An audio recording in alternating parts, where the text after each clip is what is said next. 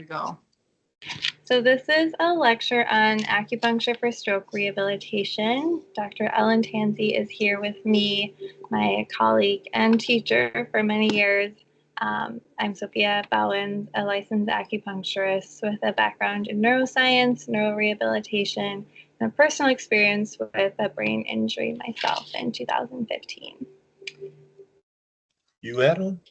I did, yeah. I'll Wow. talk a bit about that. It was. You sound good. Thank you. It's quite the journey. I wouldn't wish it on my worst enemy, but I've got a lot of blessings and things on my side. I had a great team at Regions. So the objectives of this presentation are just to better understand how acupuncture can help further rehabilitation efforts and improve quality of life after a stroke or a cerebrovascular accident from an evidence-based perspective.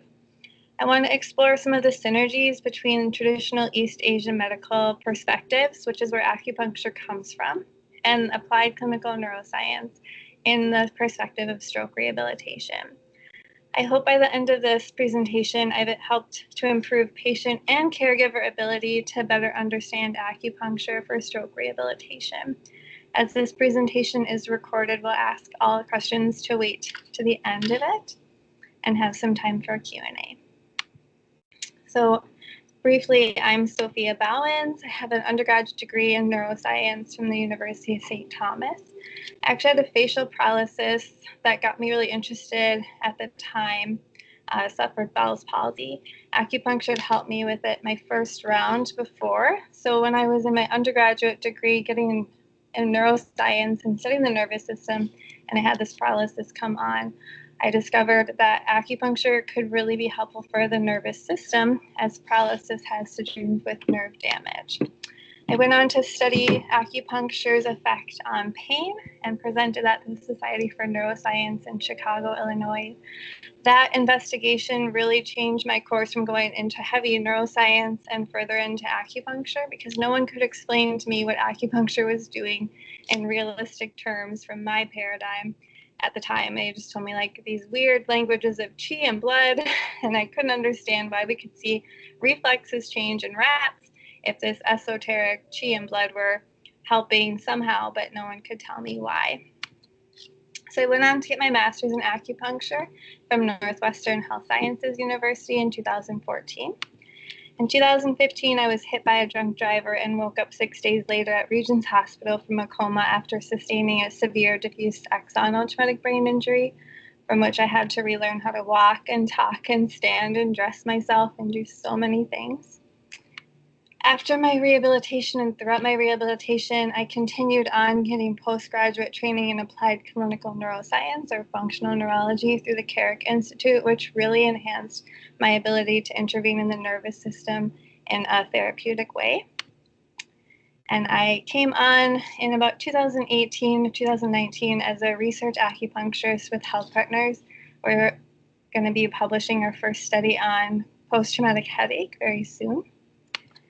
And then I joined the team in 2021 at the outpatient rehabilitation for Health Partners at the Neuroscience Center in St. Paul, Minnesota, and work there currently with my colleague, Ellie Tansey.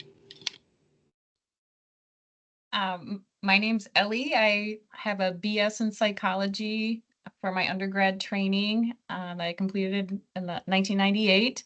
I then I kind of had a lot of my own health issues as well, and Western medicine was not able to help me, and most of them being kind of digestive. I had a lot of stomach ulcers, and I worked with a doctor in New York who is kind of credited with discovering that gut-brain axis, and he recommended acupuncture, and I was so much better within 6 weeks that I quit my job and went back to school.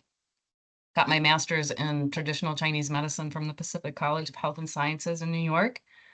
I then moved back to Minnesota, where I've maintained my own private practice for 25 years. I still maintain that practice on Mondays. I then proceeded to get a job teaching at Northwestern Health Sciences University, where I met Sophia, and I would take students over to different hospitals for internships, and then Regions Hospital created a job for me. So I started working for them 4 days a week and still maintaining my private practice. And then in 2019, we were presented with a research opportunity, which is when Sophie and I were able to kind of reconnect. I still work over at the hospital 2 days. I still maintain my private practice on Mondays, and then I work here at the Neuroscience Center 2 days a week. Went back, uh, went back and got my doctoral degree in 2017. And yeah, that's basically what I've been up to. I'm not as good at a speaker as Sophia, so I'll fumble through things. Ellie's great. So I want to talk a little bit about what acupuncture is. So we're going to call this Acupuncture 101. Acupuncture is defined by the National Certification Commission for Acupuncture and Oriental Medicine as the stimulation of specific points on the body by insertion of very fine, sterile stainless steel needles to elicit a predictable physiological response. Basically, we put tiny needles in the body and we make changes. People often ask, does acupuncture hurt or how big are the needles? The needle phobia is definitely real for many people. So this is a picture, I hope you can see it, how acupuncture needles compare to something like a matchstick or a sewing needle or a medical syringe. The acupuncture needle is at the very bottom.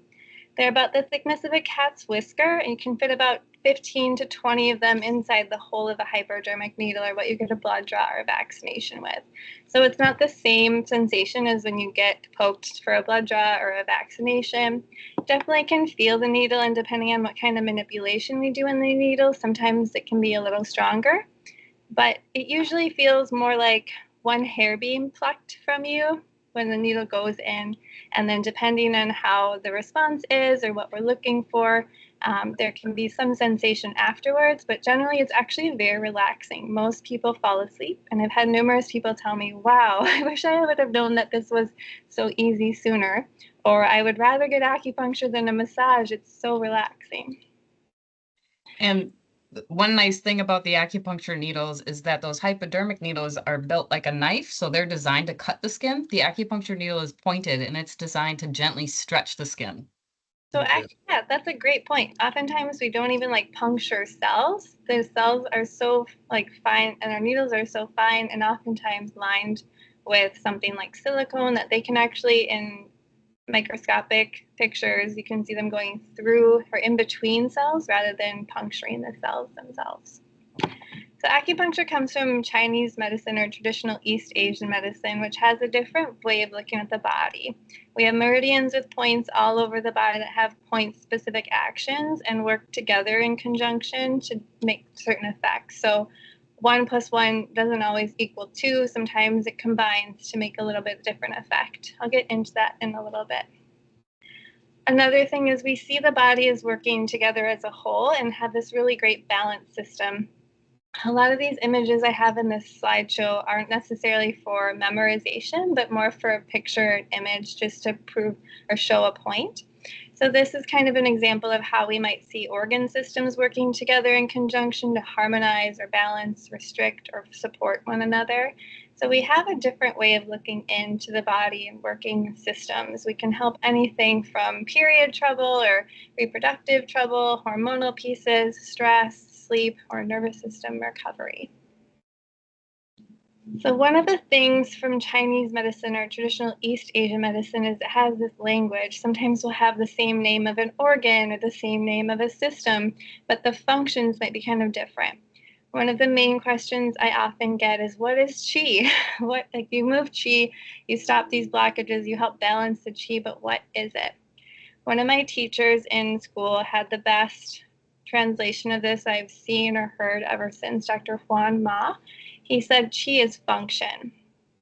And I find that to be true time and time again. So when we talk about balancing qi, we talk about balancing function, either helping something function more or something that's over-functioning function less. In the case of function more, we would say the function is depleted or deficient. In the case of helping it function less, we'd say it's overactive or it's in excess. One of our common things we always think about, and one of our sage sayings from our classic texts, is that where the qi goes, blood flows. We can see this all over the body. Where blood goes, we have function coming there through the delivery of nutrients like blood, with with it comes oxygen and glucose or neurotransmitters or other kind of cellular messengers that help these things function and work for us. So what happens when we insert a needle? When we insert a needle, we have a little reaction at the skin site. Oftentimes it gets a little bit red. And now we see this when we look under microscopes that these redness points are the blood flowing to that area. We have neuroactive mediators and a lot of immune components that go there. We get qi and blood flowing to the site. When we look at this, we see that the needle doesn't just go through the skin, but it can go through different layers of tissue, which include fatty tissue or muscle tissue. We have interstitial tissue or tissues between tissues. And depending on the effect we're working to get, we can feel with our needle and our hands kind of what we're needling into and get the sensation with the feedback from patient. When they look at this under the microscope, they see that there's a ton of different things that happen at this level, from immune system components, where we have mast cells or big immune cells that come with these nutrient components and release all these chemicals, whether they're natural painkillers or different hormones, or they're helping the system recover, reduce inflammation, or increase circulation in different areas. We know it's not just a simple thing, but we get a really robust system-wide response. Now, these points are interesting in that each acupuncture point has been shown to have a slightly different effect on some of these mediators. So some points will make more mast cells active, or some points will have more interleukin or inflammatory markers more active. And they usually reflect what the traditional East Asian medical texts talk about too. So acupuncture points are really complex. And I said earlier, they kind of work together. They each have their own specific effect, or the classical text outlines from 2,000 to 5,000 years ago. They found that they have these functions. Now, 2,000 to 5,000 years ago, they didn't have the microscope. So they didn't know about the cell or these components we know about now, like these mast cells or these interleukins, these cytokines that are pro or anti-inflammatory. They just saw the function of this. And so they have this strange language to describe it.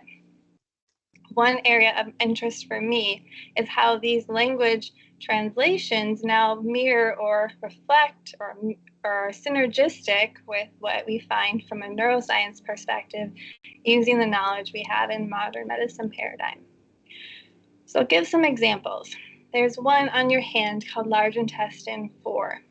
It's between your index finger and your thumb, and you can push this point. In the classical text, it says that this powerfully moves qi and blood to stop pain, which is usually seen as a blockage. When we activate this under functional magnetic resonance imaging or brain image to see what's happening in the central nervous system as we stimulate this point, we get activation of a key area called the periaqueductal right in the midbrain. I'm not going to quiz you on this later, but this area of the midbrain is part of your main pain matrix and helps relay information and messages about pain. It acts like the volume control on pain in a very key part of your nervous system. Now, activating this area can help turn down the volume on pain all over the body, which might explain why it stops pain, powerfully moving qi and blood to stop pain anywhere in the system. The list goes on. For example, there's another one, pericardium 6 in your wrist, about 3 fingertip lengths above your wrist in between the 2 tendons there. In the classical medicine text, we said this helps with nausea, palpitations, dizziness, and has a calming effect on the system. Our neurological effects we find under fMRI imaging, or that functional magnetic resonance imaging of brain activity, we find activation of the insula, hypothalamus, and colungular lobe of the cerebellum, which is a midline cerebellar structure. Now, these areas all really govern a lot of our subconscious work in our digestive system, our calmness, our ability to orient ourselves in space, and to coordinate the connection and connectivity between our central internal organs like our heart and our digestive tract, which might explain why it has an effect on nausea, palpitations, dizziness, and calming the system. Another example is a one on the outside of a leg called gallbladder 34. Its classical indications are to dispel exterior and interior wind and treat tremors. So one of the language translations of Chinese medicine sees tremors as kind of like a sail flapping in the wind. So we say there's internal wind in the system causing this tremor. We want to quell the wind and help that calm the tremor. Now that sounds so strange, but when we look at it under fMRI, we see enhanced functional connectivity between the bilateral primary motor cortexes, increased responses in regions including the substantia nigra, the caudate, the thalamus, and the putamen. These areas are all important for motor control, coordination, and helping balance things so that those tremors can be quelled. So that's really interesting that this specific point, known to dispel exterior and interior wind and treating tremors, has connectivity or an impact on the motor cortexes and centers in the central nervous system that control motor movement. A lot has been done in the past 10 years, 12 years in the connectivity of the nervous system in relation to acupuncture points. This is from a paper called the Neuroacupuncture Unit, published in 2012, that outlines some of what's been found. And we see that these points on the distal points of the body, like the face or the hand and the leg, have an effect not only at the local area, but through the spinal cord and in certain areas of the central nervous system, the brainstem, the deep processes in the central brain, and then also all over the cortex. So I'm not asking you to memorize this, but just to understand the acupuncture in your hand can have a profound effect in your brain too. So one thing that's really surprising to many Westerners is that neurologic treatment is a large focus for acupuncture therapies in hospitals in China and East Asia. The number one thing acupuncture is used for in China is stroke, which is pretty profound to think about because many people don't know that. But some of what they know about how acupuncture works to rehabilitate the body, they've used to create hospital systems like in an area called Tianjin that really focus on just stroke rehabilitation, and they're doing some amazing things. Acupuncture can help with pain relief, improving circulation and healing to tissues, improve motor function, help reduce brain edema or swelling that can happen after an injury, improve autonomic nervous system function. Now, autonomic system is like your reptilian brain. It controls your fight or flight response, your digestion, your heart rate, your breathing, your blood pressure. So many functions we don't think about, we take for granted. It has a profound effect on those things. And it can also improve functional connectivity, blood flow to cortical, cerebellar, and autonomic regions in the central nervous system. All in all, acupuncture has a profound effect on nervous system regulation. So we talk a lot about the nervous system, and as stroke survivors, you know all too well how profound this system is in our bodies. But let's go over just a brief synopsis of what the nervous system is. The nervous system is composed of groups of cells called neurons. They have cell bodies that relay messages down axons to dendrites that connect with other cells at the synapse. They don't actually touch to connect and send these messages. They're actually chemical messages that are sent between synapses when they release and receive information from each other. So we have Thank you. these networks of connections that create these cortical or distal pathways that form connectivity between your brain or your central nervous system, which includes your spinal cord, to the rest of your body, whether that be your arm, your leg, your skin, your muscles, your eyes, you name it. There's a central nervous system here highlighted in yellow, which is kind of where the messengers really originate from a lot of the time, and the peripheral nervous system highlighted in blue that connects the central nervous system to the rest of the world. Through these connections and these tracks and all these little neurons, we can do all these things. We can experience the world. We transduce information like light or sound or touch, and then we bring it in through these signals, and we interpret it, and then we have a response. Now, the nervous system is very complex, but it needs only three things to really function well. The first thing it needs is oxygen. We all know how going without oxygen for 3 minutes can lead to death. Cellular death can start to happen even shorter time than that. So the nervous system is not exclusive to this requirement. It needs oxygen to function. It also needs nutrients in the form of glucose or different minerals like magnesium or calcium that help signals transduce each other. One thing that these share together is that they all need blood flow. So the oxygen and the nutrients are all delivered to these nerve cells through the blood flow. So blood flow is really important, and a lot of our nerves follow exactly along the lines of our arteries or vessels that give our body these nutrients and oxygen to function. The last thing our nervous system needs is stimulation. If it doesn't have stimulation, nerves will either be rewired to give a different function. In neuroplasticity, this is something we can harness, or the stimulation, lack of stimulation, they'll die off or they'll atrophy. Just like a muscle that's not used, the body will say, that isn't something you want to keep maintaining, so we're going to just let that die off. So you need oxygen, nutrients, and stimulation. When we put a needle in the body, we're helping the body do all three of these things. The nervous system loves it. We bring blood flow, which brings oxygen and nutrients. And by the sensation of the needle, or even going into the nerve and striking it, we provide that stimulation. So we give everything that a nervous system needs to function, which is pretty amazing when you think about it. So what is a stroke? From the biomedical perspective, a stroke is a nervous system injury. We get brain damage either from a bleeding or hemorrhagic stroke, or a blockage or ischemic stroke, where the blood supply is either too much and floods the system and damages nerve cells, or is cut off and makes those cells lack oxygen and nutrients for a certain amount of time that can lead to cell death or loss of function.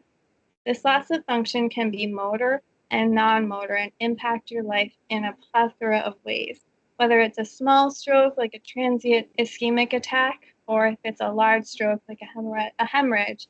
These things can really wreak havoc on your whole life.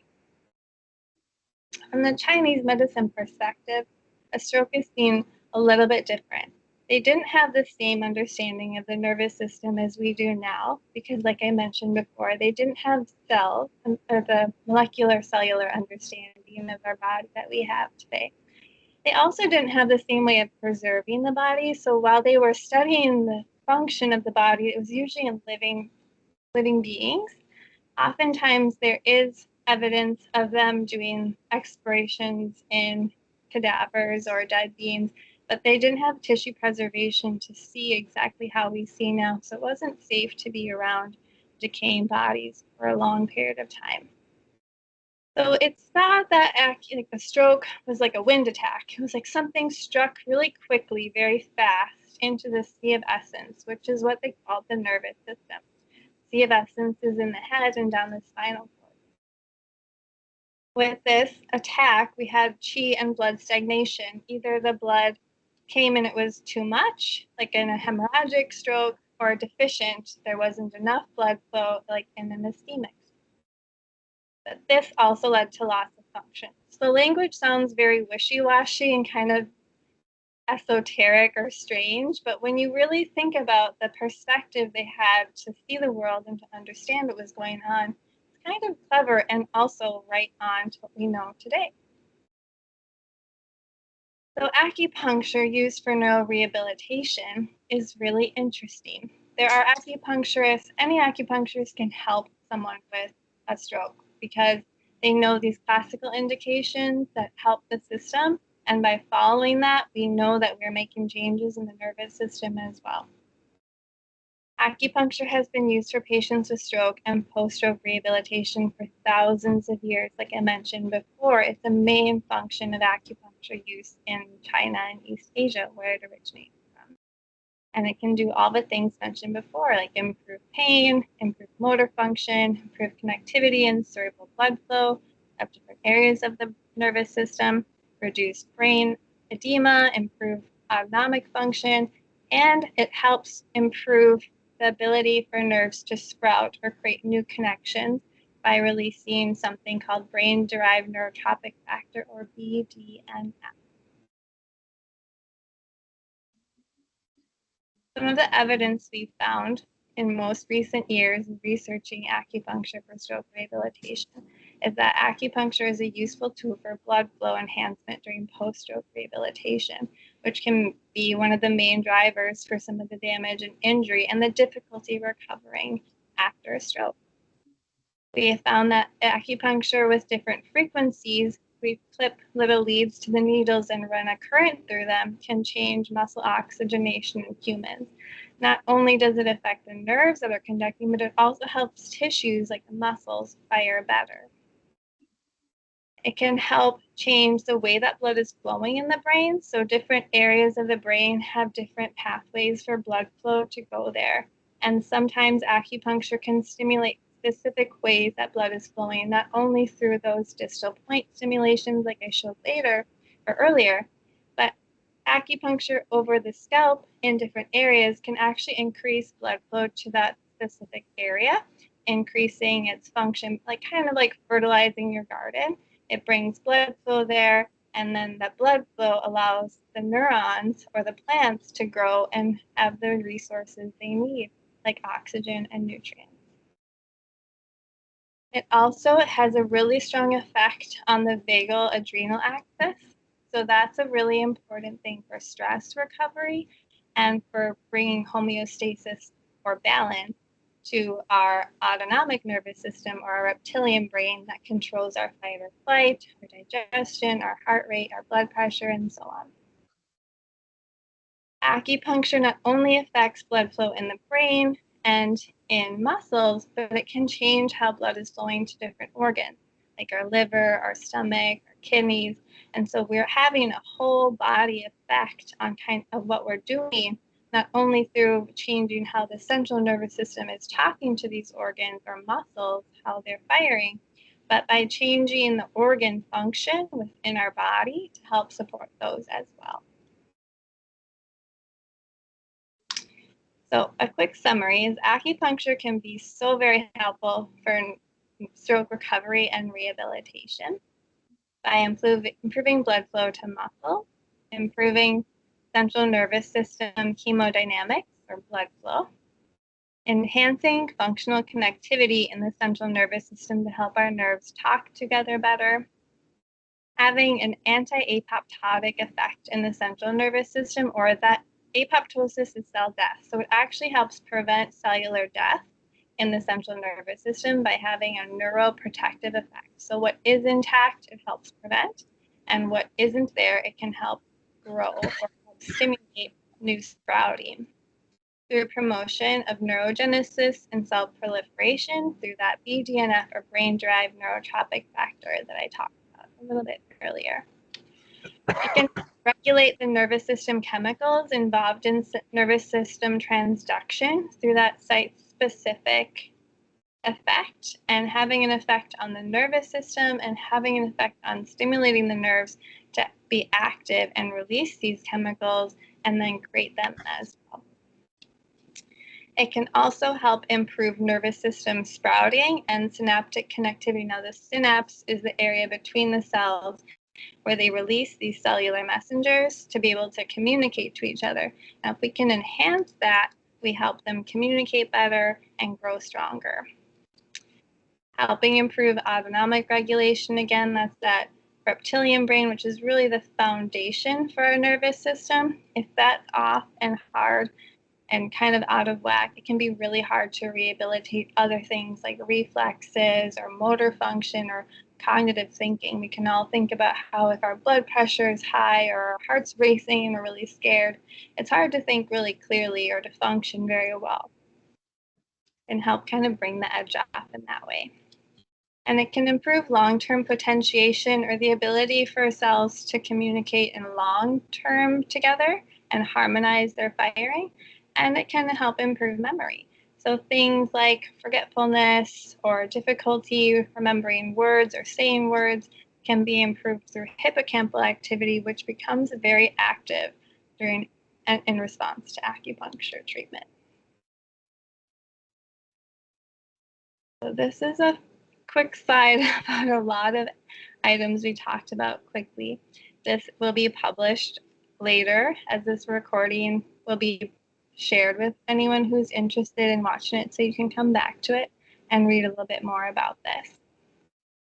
If you're interested in some additional information or resources, there is a website, acupunctureneurology.com, that's full of tons of good research and identifying information. This can be a little bit academic because for many it's aimed at an audience for caregivers or medical providers, but there's a ton of good resources there. There's also a lot of evidence on evidencebasedacupuncture.org that shares a lot of scientific evidence about acupuncture if you're interested in that. The Australian Acupuncture and Chinese Medicine Association also has a project called the Acupuncture Evidence Project that's pretty robust. And there's a really interesting documentary that's free to view on YouTube, or you can find it on Amazon Prime, called 9,000 Needles.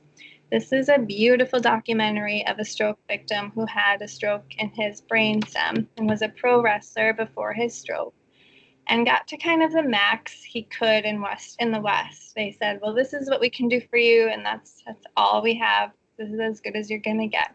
And he couldn't walk, he could barely move. He was pretty limited in his ability. He heard about what they were doing in China, and his brother's a documentarian, so they thought they would go to China, see what they could do, and document the whole thing. It's pretty robust and pretty profound, and is a great example for some of the potentials for acupuncture to be applied for stroke recovery and rehabilitation. Here are some of the sources and references that were cited in this lecture if you're interested in looking them up. Here's one more. And I have a little video we can share later if